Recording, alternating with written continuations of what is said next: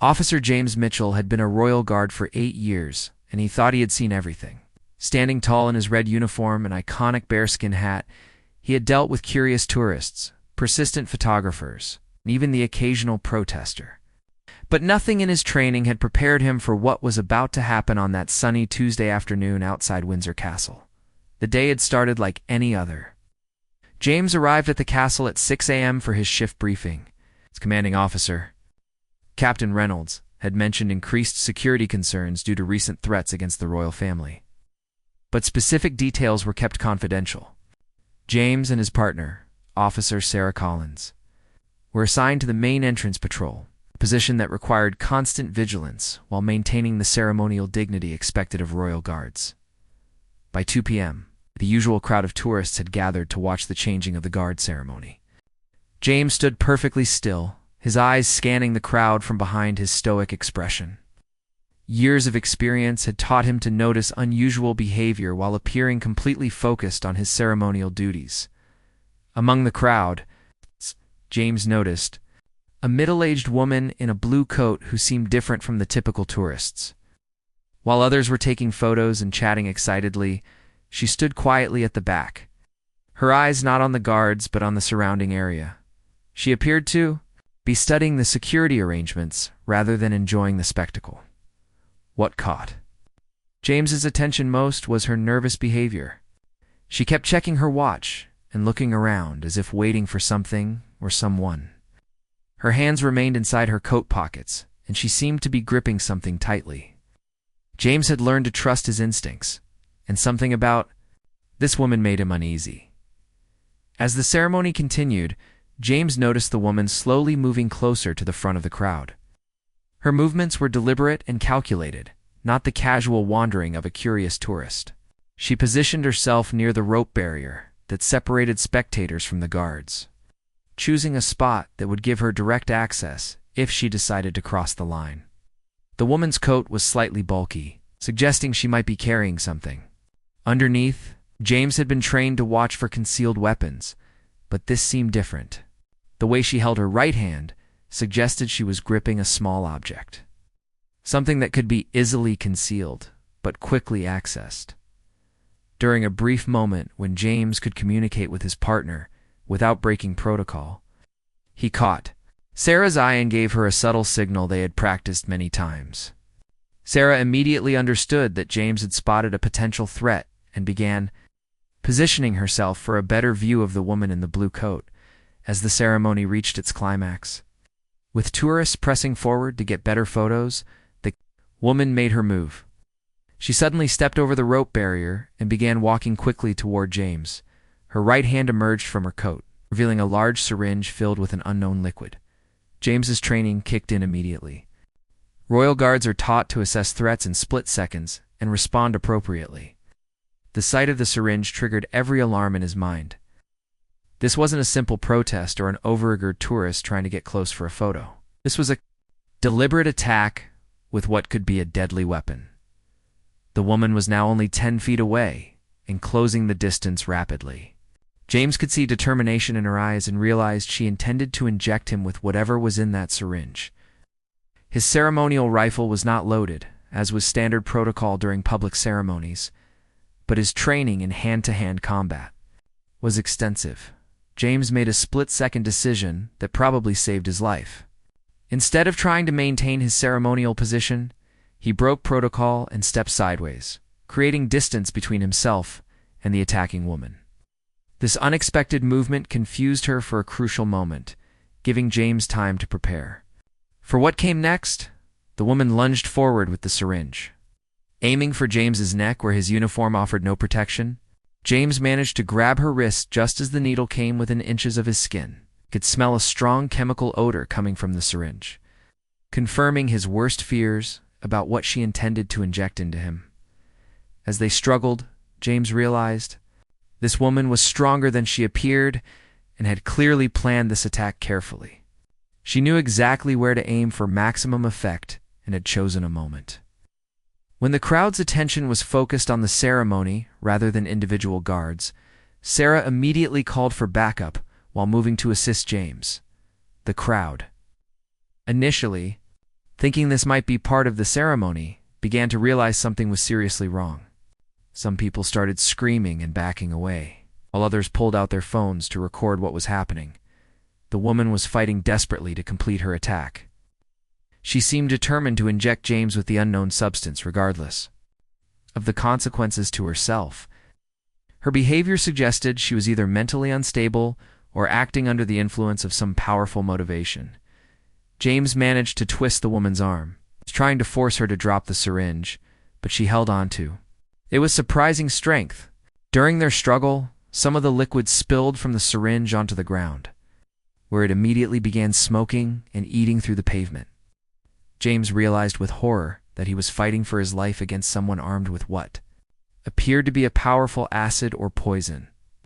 The situation was becoming increasingly dangerous, not just for James, but for the crowd of tourists who were now trapped between curiosity and fear, unsure whether to run or stay and watch what was unfolding before their eyes.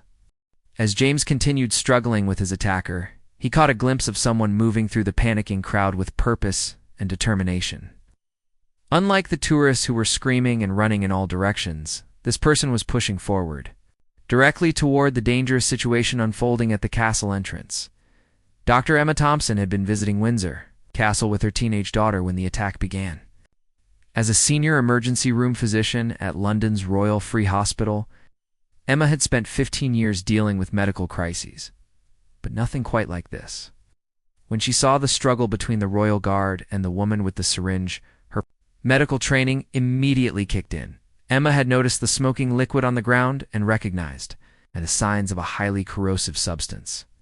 Her experience treating chemical burn victims told her that whatever was in that syringe could cause permanent damage or death if it came into contact with human skin.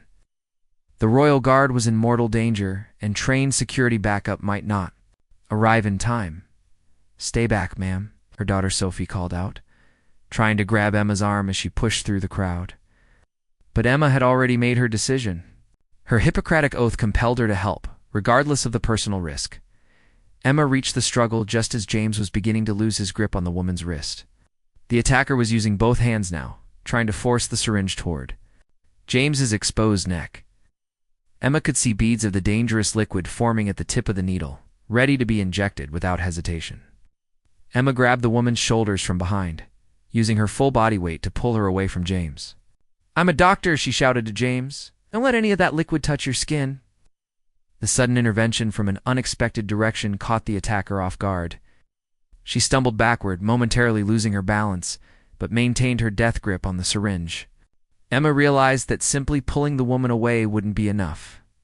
She needed to neutralize the weapon itself, drawing on her experience handling dangerous medical equipment in emergency situations. Emma quickly assessed the situation. Syringe appeared to be modified, larger than normal medical syringes, and filled with approximately 20 milliliters of what she now suspected was concentrated acid or poison. "You need to get that syringe away from her," Emma called to James, who was trying to catch his breath after the intense struggle. "Whatever's in there, it's designed to kill or cause severe permanent damage." The woman with the syringe seemed to realize that her element of surprise was gone. With two people now opposing her, she became more desperate and dangerous. She swung the syringe wildly, trying to inject either James or Emma with the deadly substance. Emma's medical training had taught her to stay calm in life-threatening situations, but this was unlike anything she had ever encountered in a hospital. She found herself dodging a weapon that could potentially eat through flesh and bone, while trying to protect both herself and a complete stranger. James, now understanding the full extent of the danger, began coordinating with Emma to corner their attacker. "Can you grab her left arm?" he asked Emma. "If we can control both her arms, we can get that thing away from her." Working together, Emma and James managed to pin the woman against the castle wall, but their attacker was far from finished. She began kicking violently and trying to bite anyone who came close. Her behavior suggested she was either under the influence of drugs or driven by some form of extreme fanaticism. "She's not acting rationally," Emma observed, using her medical training to assess the woman's mental state. This could be drug-induced psychosis or some form of mental break. We need to be careful. People in this state can have superhuman strength. Sarah Collins, James's partner, finally reached them with 2 additional security officers. The backup team quickly took control of the situation, but the syringe remained a dangerous wild card. Every time someone got close to taking it away, the woman would swing it threateningly, forcing everyone to back away. Emma realized they needed a different approach. "I have an idea," she told James. "In the hospital, when patients are violent and holding dangerous objects, we sometimes use distraction techniques." She explained her plan quickly. While James and the security officers kept the woman's attention, focused on them, Emma would circle around and approach from her blind spot. The goal was to grab the syringe from behind while the woman was distracted. The plan required precise timing and carried enormous risk. If Emma missed her grab, or if the woman sensed her approach, someone could be seriously injured or killed. But with the crowd of tourists still in potential danger, and more people arriving to see what was happening, they couldn't wait any longer. Emma took a deep breath and began moving into position. Her daughter Sophie was watching from a safe distance, her face pale with fear for her mother's safety. Emma caught her eye and gave her a reassuring nod. But she wasn't entirely confident about what she was attempting. As Emma crept closer, she could hear the woman muttering under her breath in what sounded like a foreign language. The words were angry and desperate, suggesting she was driven by some powerful motivation beyond simple mental illness. James continued talking to the woman, trying to keep her attention focused on him. "Put the syringe down," he said in his calmest voice. "Nobody needs to get hurt here. Tell us what you want, and maybe we can help you." The woman's response was to laugh maniacally and swing the syringe even more wildly. Emma realized that negotiation wasn't going to work. Their attacker was too far gone. Too committed to her deadly mission, Emma positioned herself directly behind the woman, her hands ready to strike. She had one chance to grab the syringe safely. If she missed, the consequences could be fatal for everyone involved. Emma's heart pounded as she positioned herself for the crucial grab. Years of emergency room experience had taught her to act decisively in life-or-death situations, but this was beyond anything she had ever faced. The woman's grip on the syringe was so tight that her knuckles had turned white, and Emma could see the deadly liquids sloshing inside with each of her violent movements. Taking a deep breath, Emma lunged forward and grabbed the woman's wrist with both hands. The woman spun around with shocking speed, her eyes wild with rage and desperation. For a terrifying moment, Emma found herself face to face with someone who seemed completely detached from reality. "You won't stop me," the woman screamed in heavily accented English. "He must pay for what they did to my family." Emma tightened her grip, using techniques she had learned during her medical training for restraining violent patients. But this woman fought with the strength of someone who believed. She had nothing left to lose. The syringe waved dangerously close to Emma's face, the needle glinting in the afternoon sunlight. James and the security officers immediately moved to help. But the struggle was happening so quickly that they couldn't intervene without risking injury to Emma. The doctor found herself in a deadly wrestling match. With the syringe passing back and forth between herself and her opponent, the liquid is eating through the ground. Someone in the crowd shouted, pointing to where drops had fallen during the struggle. Emma glanced down and saw small holes forming in the concrete pathway, confirming her worst fears about the substance's corrosive nature. During the struggle, Emma managed to get a better look at the syringe itself. It had been modified with additional components, suggesting this wasn't a spontaneous attack, but a carefully planned assault. The woman had clearly prepared for this moment, possibly for weeks or months. "Who sent you?" Emma asked, trying to appeal to any remaining rationality in her attacker. "Why are you doing this?" The woman's response was to spit in Emma's face and redouble her efforts to inject her with the deadly substance. Emma realized that talking wasn't going to work. This person was completely committed to her violent mission. James managed to grab the woman's free arm, giving Emma a crucial advantage in controlling the syringe. Working together, they began to overpower their attacker, but she continued fighting with desperate fury. "My children," the woman suddenly screamed. "They killed my children in the bombing. The royal family must know our pain." Emma felt a chill of understanding. This wasn't random violence. It was revenge motivated by some international incident that had affected this woman's family. The realization made the situation even more dangerous. Because people seeking revenge often don't care about their own survival.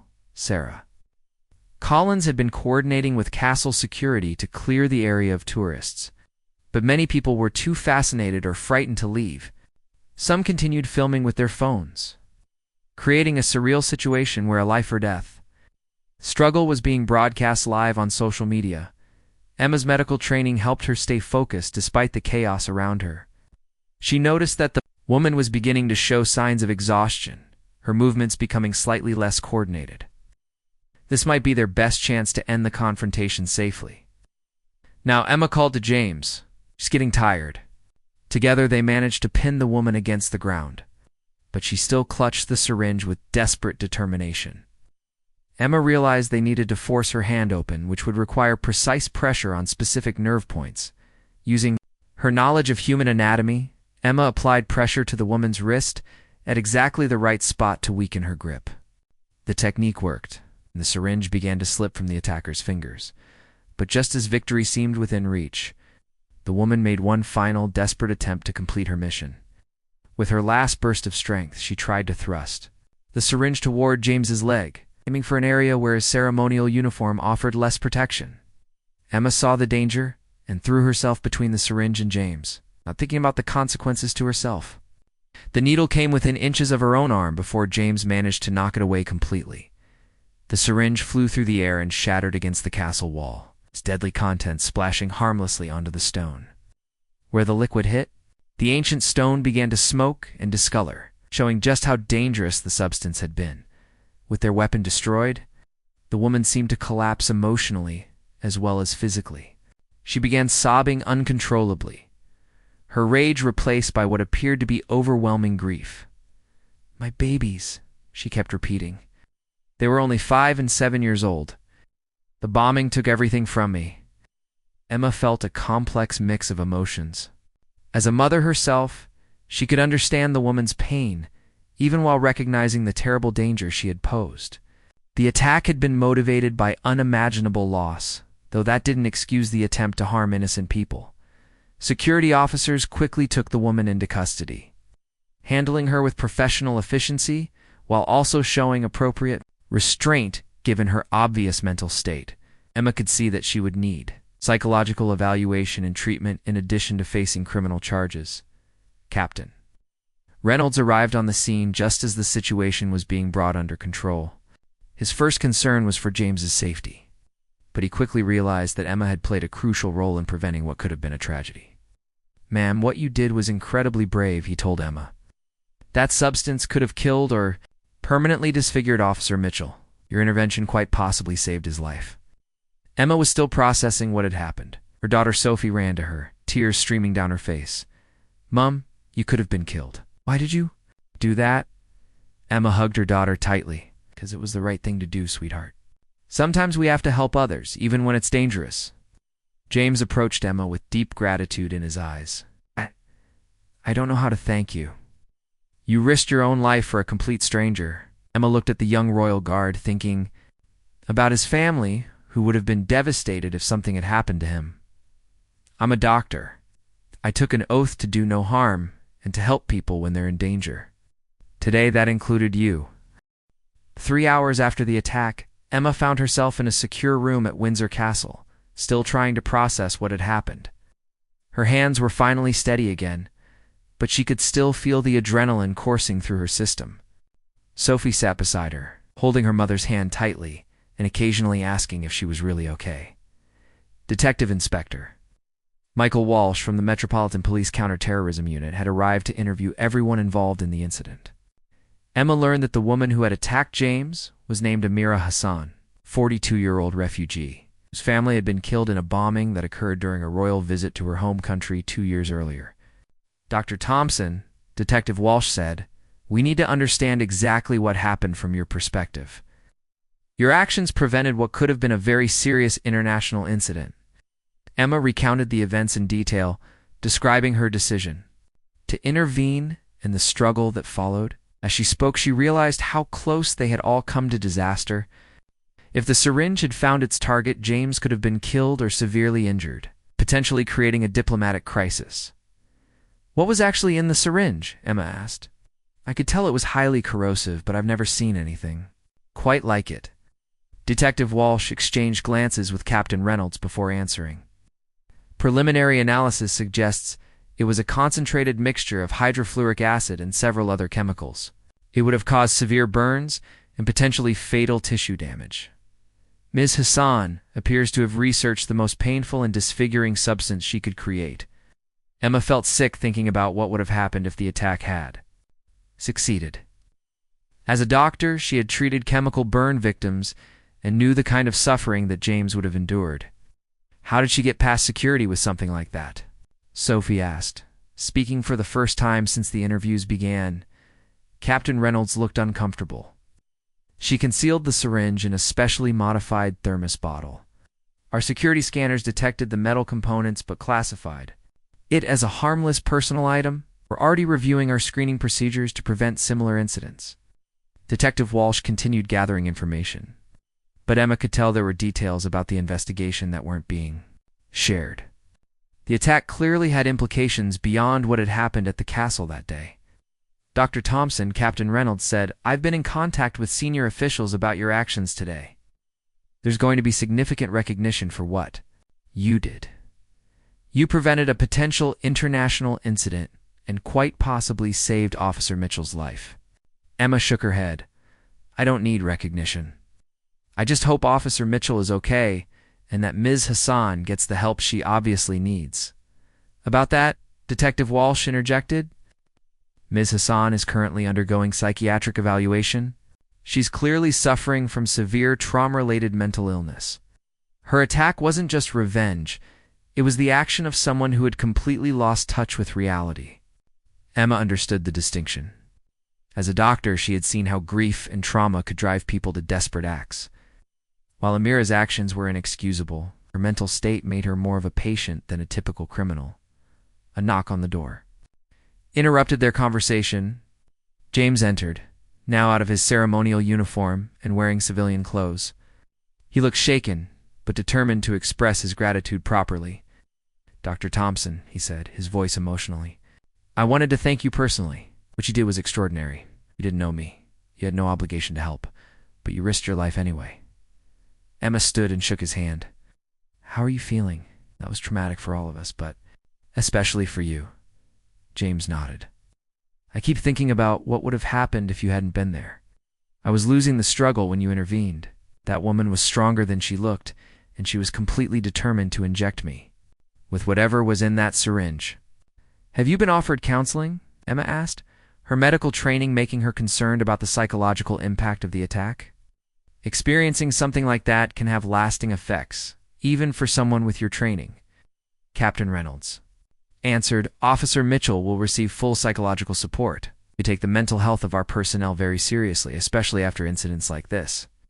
Emma was relieved to hear that James would get proper care. She had seen too many people try to tough out traumatic experiences without professional help, often with negative long-term consequences. "There's something else," James said. "My fiancée Rachel wants to meet you. When she heard what happened and how you helped save my life, she was overwhelmed. She asked me to invite you and your daughter to dinner sometime, if you'd be willing." Emma smiled. "I'd like that very much. Sophie and I would be honored to meet her." Sophie looked up at her mother with pride. "Ma'am, you're going to be in the news, aren't you?" "Everyone's going to know what you did." Detective Walsh nodded. "The incident was filmed by several tourists. The footage is already spreading on social media. Dr. Thompson, you should prepare for significant media attention over the next few days." Emma felt a flutter of anxiety. She had always been a private person, preferring to do her work without publicity. The idea of being in the spotlight made her uncomfortable. "Is there any way to keep my involvement quiet?" she asked. "I really don't want to become a public figure over this." Captain Reynolds shook his head regretfully. "I'm afraid that's not possible. Too many people witnessed what happened, and the video footage clearly shows your actions. But I can assure you that the official response will emphasize your heroism and medical expertise." James looked concerned about Emma's discomfort with publicity. "Dr. Thompson, I know this isn't what you wanted, but what you did deserves recognition. You showed incredible courage, and people should know about it." Emma sighed, accepting the inevitable. "I suppose if it encourages other people to help when they see someone in danger, then maybe some good can come from the attention." Detective Walsh was packing up his notes. "We may need to speak with you again as the investigation continues, but for now, you're free to go. Thank you again for your cooperation and your extraordinary actions today." As they prepared to leave, Emma realized that her life had been permanently changed by those few minutes of violence and her decision to intervene. She had started the day as an anonymous doctor taking her daughter on a tourist outing. She was being hailed as a hero who had prevented an international incident, walking out of Windsor Castle with Sophie. Emma reflected on the unpredictable nature of life. Sometimes ordinary people find themselves in extraordinary situations, forced to make split-second decisions that have far-reaching consequences. Today she had chosen courage over safety, and that choice had made all the difference. 2 weeks after the incident at Windsor Castle, Emma's life had been turned completely upside down. The video footage of her heroic intervention had gone viral, viewed millions of times across social media platforms. News outlets from around the world had picked up the story of the doctor who risked her life to save a royal guard from a deadly acid attack. Emma sat in her office at the Royal Free Hospital, trying to focus on patient files while her phone buzzed constantly with interview requests from journalists.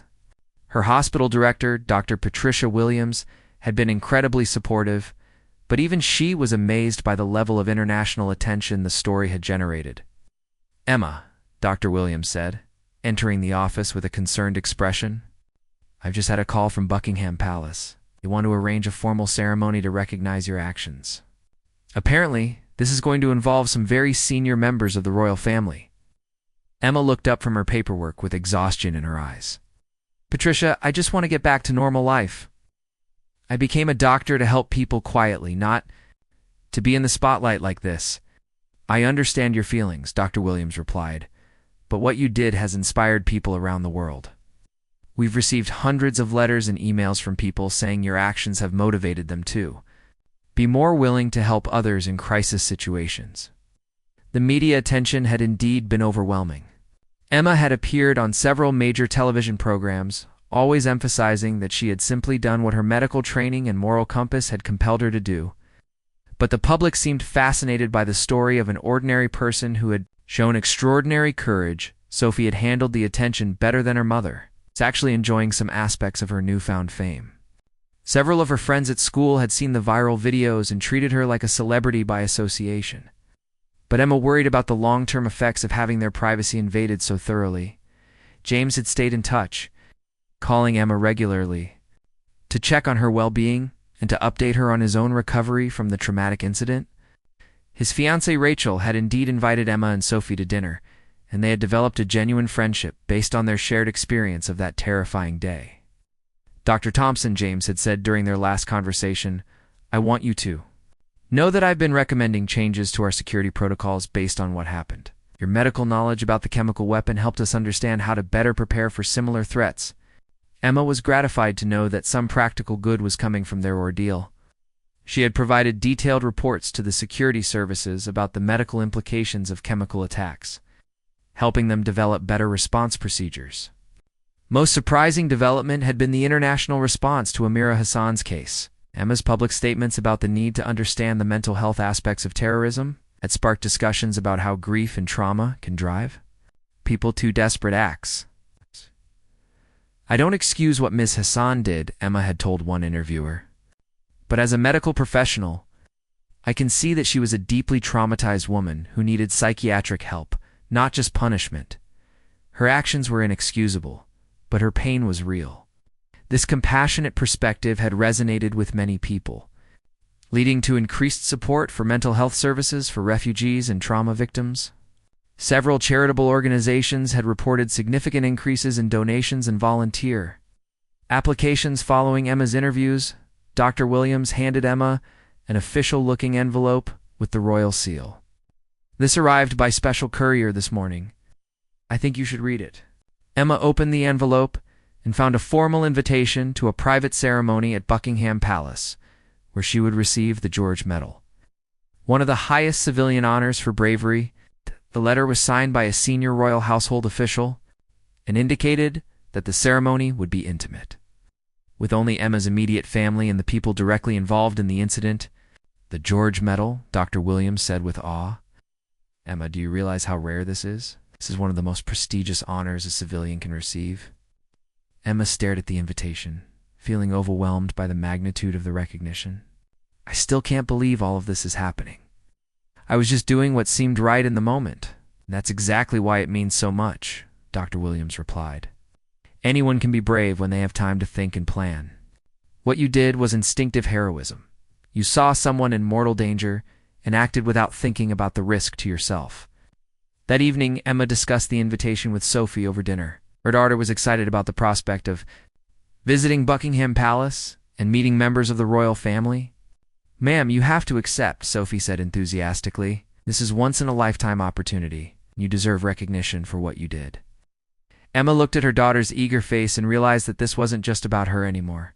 Sophie was proud of her mother's actions, and that pride was something Emma shouldn't diminish by avoiding the recognition ceremony. You're right, Emma said finally. I suppose if I'm going to be known as the doctor who helped save a royal guard, I should accept the honor that comes with it. The next morning, Emma called the number provided in the invitation and formally accepted. The palace official who spoke with her was warm and professional, explaining the ceremony details and assuring her that it would be a respectful, dignified event rather than a media spectacle. James called later that day after hearing about the ceremony. Dr. Thompson, I'm so glad you're accepting the George Medal. You absolutely deserve it. I'll be there to see you receive it. How are you doing, James? Emma asked. Really? How are you handling everything? James was quiet for a moment before answering. Some days are harder than others. I keep thinking about how close I came to being seriously injured or killed. But then I remember that you were there, and that makes me grateful instead of afraid. Have you been talking to someone professionally? Emma pressed, using her medical training to assess his emotional state. Yes, the counselor's been very helpful. She says it's normal to have flashbacks and anxiety after something like that. She also says, I'm processing it well, partly because the outcome was positive thanks to your intervention. Emma felt relieved that James was getting proper psychological support. She had been worried about him, knowing that trauma can have delayed effects even on trained professionals. Dr. Thompson, James continued, I want you to know that what happened has changed me. I've always tried to be a good person and do my duty, but seeing your courage has inspired me to think about service differently. What do you mean? Emma asked. I mean that real service isn't just following orders or doing your job. It's being willing to help others, even when you have no obligation to do so. You showed me what that looks like, and it's changed how I think about my role as a royal guard. Emma was touched by James's words. If her actions had inspired him to be an even better person and professional, then perhaps all the publicity and attention had been worthwhile. As the date of the ceremony approached, Emma found herself becoming more comfortable with the idea of public recognition. She began to understand that accepting honor gracefully was also a form of service, inspiring others to act courageously when faced with similar situations. The morning of the George Medal ceremony dawned crisp and clear. Emma stood in front of her bedroom mirror, adjusting the elegant navy blue dress she had chosen for the occasion. Sophie sat on the bed behind her, practically bouncing with excitement about their visit to Buckingham Palace. Ma'am, you look beautiful, Sophie said. I can't believe we're actually going to meet the royal family. This is the most exciting thing that's ever happened to our family. Emma smiled at her daughter's enthusiasm. Over the past month, she had gradually become more comfortable with the attention and recognition.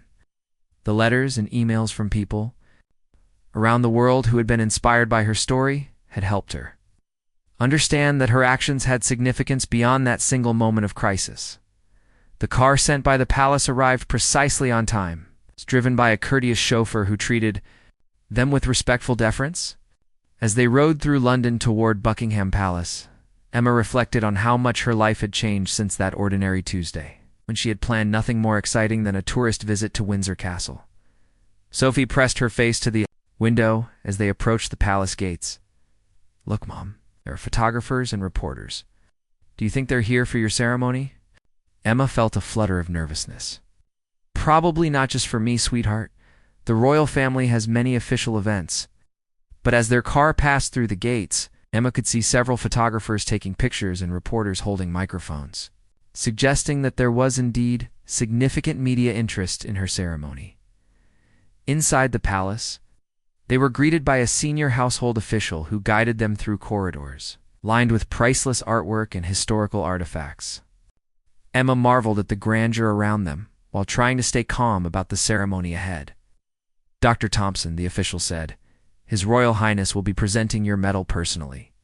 He specifically requested to meet with you privately. Before the ceremony to express his gratitude for your actions." They were shown to an elegant waiting room where Emma was surprised to find James already present, looking distinguished in his dress uniform.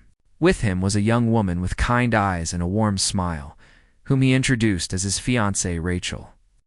"Dr. Thompson," Rachel said, taking Emma's hands in hers, "I can never adequately express how grateful I am for what you did. When James told me how close he came to being seriously injured, and how you risked your own life to help him, I was overwhelmed with gratitude."